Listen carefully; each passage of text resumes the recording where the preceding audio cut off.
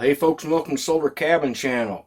It is early morning here at the cabin, and today what I'm going to do is I'm going to be reviewing a microwave. Now you're like, what the heck, microwaves have been around forever. But you have to understand that a microwave can be a really useful appliance in a blackout or a power emergency.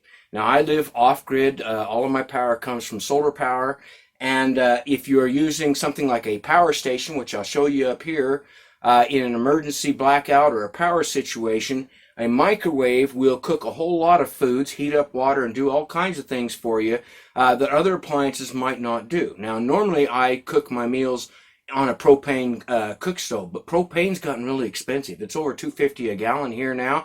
So the more I can reduce my propane, that's really good, and so I use the microwave more. Or in a power emergency, if you have a blackout at your house, your electric stoves may not work.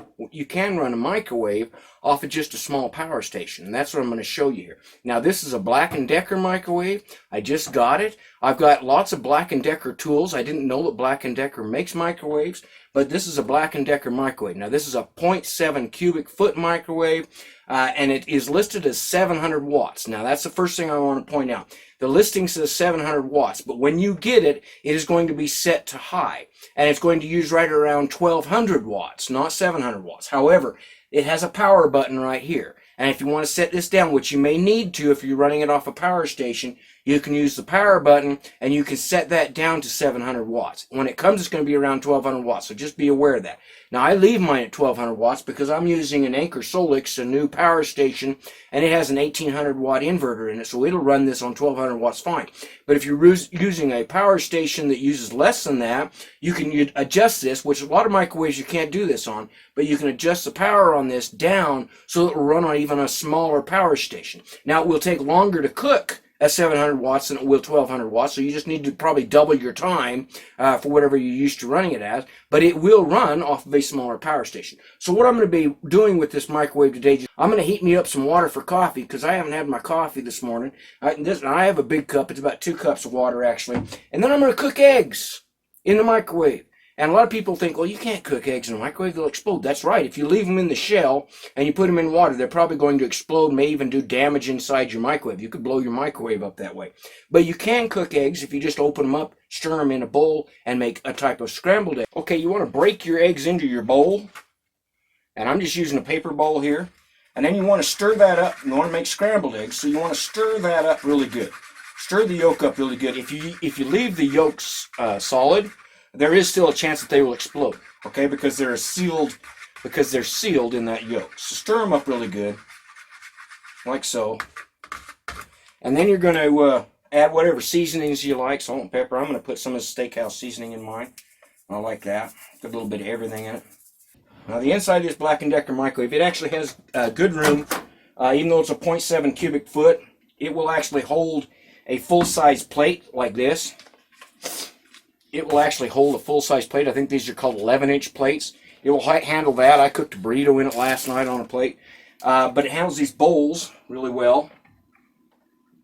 And it will handle my coffee. Now, when you're putting something in that might explode, like potatoes or eggs or anything like that, cover it up with something. I'm just going to wrap that with a napkin like that.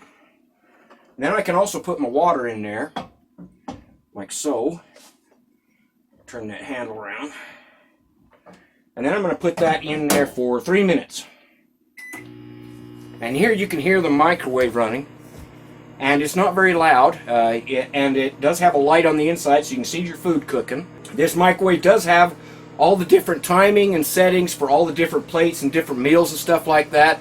Lots of different fancy settings that I hardly ever use. I use the 1, 2, 3 and button mostly. If I'm going to do it for longer than that, then I might set it up for, 9, 10 minutes or something like that. But this will run, which I'm going to show you up here.